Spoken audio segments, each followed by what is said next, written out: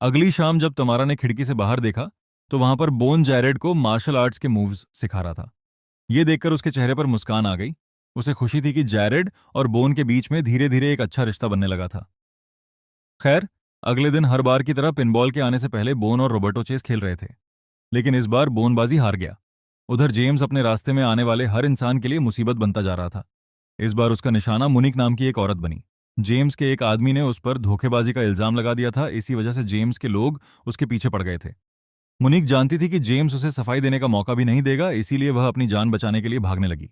वह एक लोहे की रेलिंग को पार करके निकलने की कोशिश करने लगी, लेकिन उसके भागने से पहले ही जेम्स ने अपनी गाड़ी पूरी रफ्तार से उसकी तरफ दौड़ा दी और उसे बुरी तरह कुचल दिया। उसकी गाड़ी की पूरी विंडशील्ड खून से भर गई।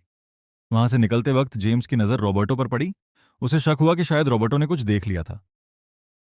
खैर, अब आखिरकार वह फाइट आ ही चुकी थी जिसके लिए बोन ने अंडरग्राउंड फाइटिंग शुरू की थी। आज बोन का सामना हैमर से होने वाला था। रिंग में उतरने से पहले हैमर ने हमेशा की तरह कुछ खास ड्रग्स लिए, जिससे उसकी ताकत और रफ्तार और भी बढ़ गई। इसके बाद पिनबॉल ने जेम्स से बात की और उस रात की सबसे बड़ी फाइट का ऐलान कर दिया। कुछ ही देर में दोनों फाइटर्स रिंग में आमने सामने आ गए। फाइट शुरू होते ही हैमर ने बोन पर ताबड़तोड़ हमले शुरू कर दिए, लेकिन बोन ने उसके लगभग हर वार से बचकर उस पर कई जबरदस्त पंचेस जमा दिए। कुछ ही देर में हैमर बुरी तरह पिटकर जमीन पर जा गिरा।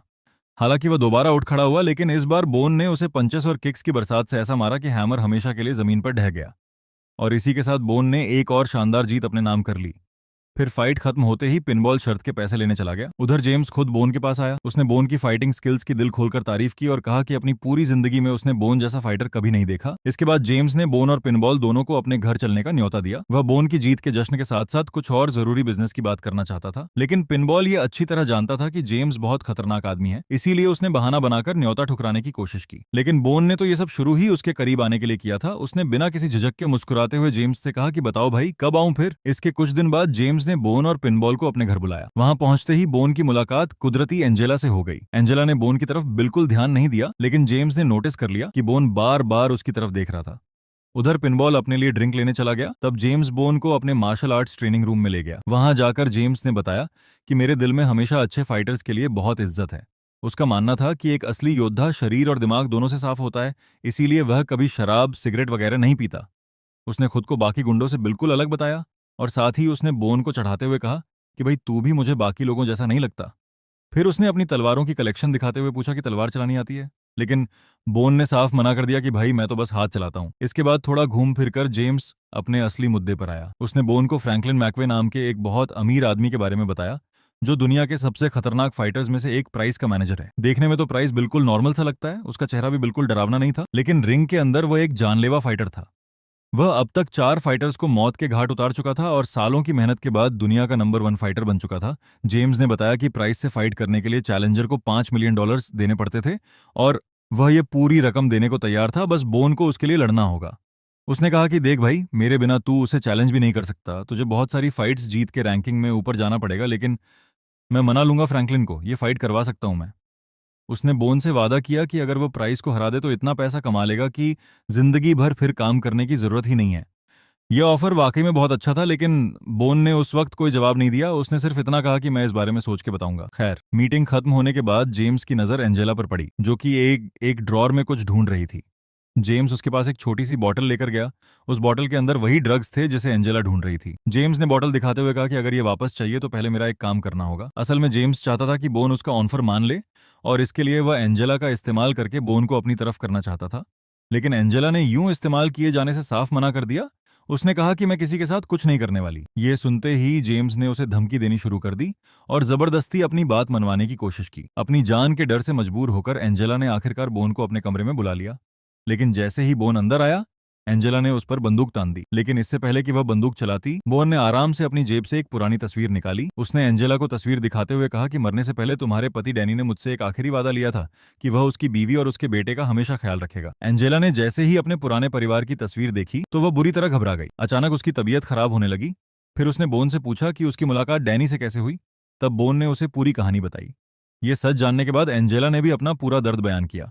उसने बताया कि मैं जानती हूँ जेम्स ने जानबूझकर डैनी को जेल भिजवाया था ताकि वह मुझे हासिल कर सके, लेकिन उसे धमकी मिली थी कि अगर उसने जेम्स की बात नहीं मानी तो वह डैनी के साथ साथ उसके बेटे को भी मरवा देगा।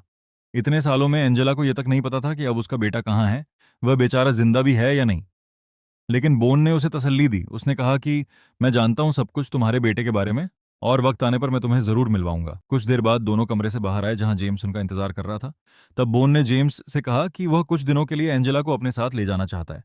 जेम्स ने कहा कि अगर तुम बदले में मेरे लिए लड़ने को तैयार हो तो बिल्कुल। आखिरकार बोन ने उसकी बात मान ली और जेम्स ने एंजेला को अपना सामान पैक करने को कहा। फिर उसी रात बोन एंजेला को सीधा एक रिहैबिलिटेशन सेंटर ले गया। उसने वादा किया कि जैसे ही वह अपने नशे की आदत से छुटकारा पा लेगी वह उसे उसके बेटे से मिलवा देगा। अब अगली सुबह जेम्स $5 मिलियन लेकर फ्रैंकलिन के बंगले में पहुंचा ताकि बोन का मुकाबला दुनिया के सबसे खतरनाक फाइटर प्राइस से तय करवा सके। काफी देर बातचीत होने के बाद फ्रैंकलिन ने आखिरकार इस फाइट के लिए हाँ कर दी।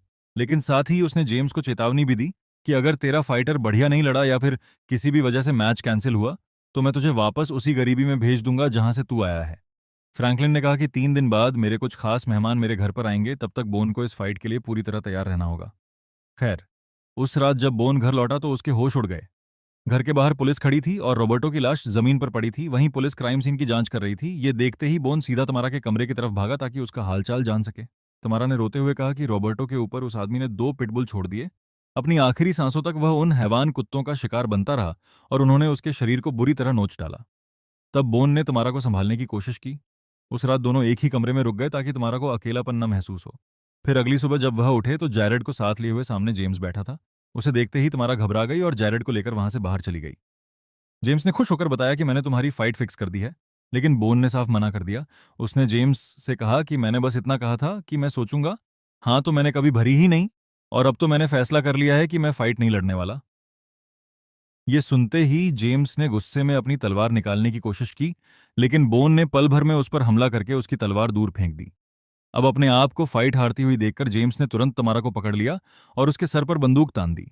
लेकिन वह अच्छी तरह जानता था कि अगर उसने गोली चला दी तो बोन उसे जिंदा नहीं छोड़ेगा। इसी डर से वह वहां से बिना किसी को नुकसान पहुंचाए चला गया। जेम्स के जाते ही बोन ने तमारा को कुछ पैसे दिए और उससे कहा कि बच्चों को लेकर तुरंत किसी होटल में चली जाए। बस कुछ दिन की बात है, सब सही हो जाएगा। फिर जेम्स ने अपनी कार में बैठते ही टैडी को हुक्म दिया कि अगले 15 मिनट के अंदर अपनी पूरी किलर टीम को तैयार कर ले। उधर हैमर ने पिनबॉल को ढूंढ निकाला और बोन का पता जानने के लिए उस पर हमला कर दिया। लेकिन अच्छी खासी पिटाई के बाद भी पिनबॉल ने एक लफ्ज नहीं बोला। तभी अचानक बोन वहां आ पहुंचा। उसने एक गुंडे की बंदूक छीन ली और जल्द ही पूरी गैंग को खत्म कर दिया। इसके बाद उसने पिनबॉल को आराम से खड़ा किया। वहीं दूसरी तरफ टैडी एंजेला की तलाश में एक रिहैब क्लिनिक पहुंचा। वहां एक औरत ने बताया कि हाँ, मुझे पता है एंजेला कहां पर है। जैसे ही टैडी और उसके आदमी बताए गए कमरे तक पहुंचे, तभी कंबल के नीचे छुपा हुआ पिनबॉल अचानक 2 पिस्तौल लेकर बाहर निकला। उसी वक्त बोन भी वहां पर आ गया और दोनों ने मिलकर देखते ही देखते टैडी के सारे आदमी खत्म कर दिए। फिर कुछ देर बाद जेम्स ने अपने लोगों को फोन करके एंजेला के बारे में पूछा कि लड़की मिली या नहीं। लेकिन फोन बोन ने उठाया और सीधा कह दिया कि तुझे तो मैं जिंदा नहीं छोड़ूंगा बे, आ रहा हूं तेरे पीछे। आज वैसे भी फाइट का दिन था, तो जेम्स ने चालाकी लगाते हुए अपनी लोकेशन भेज दी कि आजा यहां पे लड़ ले मुझसे। अब जेम्स जल्द से जल्द फ्रैंकलिन की हवेली पहुंचा जहां उसके सारे पार्टनर्स उस बड़ी फाइट का इंतजार कर रहे थे। कुछ ही देर बाद बोन भी हवेली में पहुंच गया। जैसे ही वह अंदर घुसा, एक बटलर राइफल लेकर उसके सामने आ गया। लेकिन गोली चलाने की बजाय वह बोन को हवेली के कोर्टयार्ड तक ले गया, जहां कई सारे गार्ड्स हथियारों से लैस पहले ही तैनात थे। वहीं पर बोन का सामना जेम्स से हुआ। बोन ने उस पर रॉबर्टो के कत्ल का इल्जाम लगाया। इस पर जेम्स ने कहा कि भाई देख, सीधी बात है, मैं किसी को मार रहा था, उसने देख लिया। इसके बाद तो उसको जिंदा छोड़ना ठीक नहीं है ना। लेकिन बोन यही नहीं रुका। उसने जेम्स को भड़काकर यह भी कबूल करवा लिया कि डैनी को जेल भेजने की साजिश भी उसी ने की थी। इन सारी बातों को बोन चुपके से रिकॉर्ड कर रहा था और उसने ये रिकॉर्डिंग तुरंत पिनबॉल को भेज दी, जिसके बाद पिनबॉल ने ये सारे सबूत तुरंत पुलिस तक पहुंचा दिए।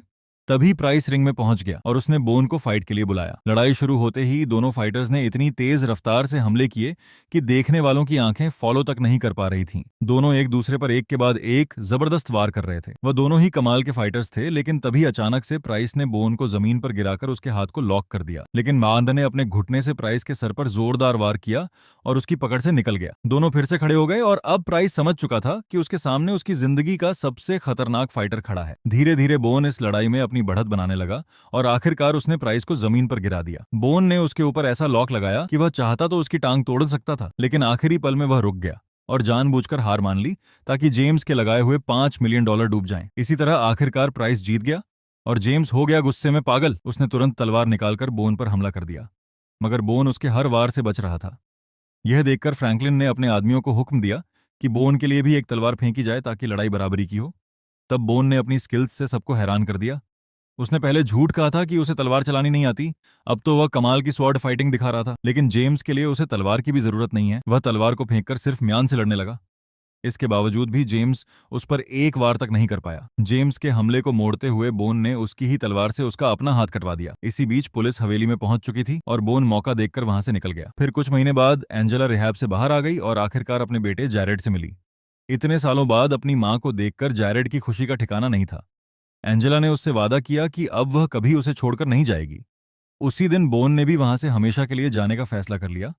उसने अपने दोस्त डैनी से किया वादा पूरा कर दिया था।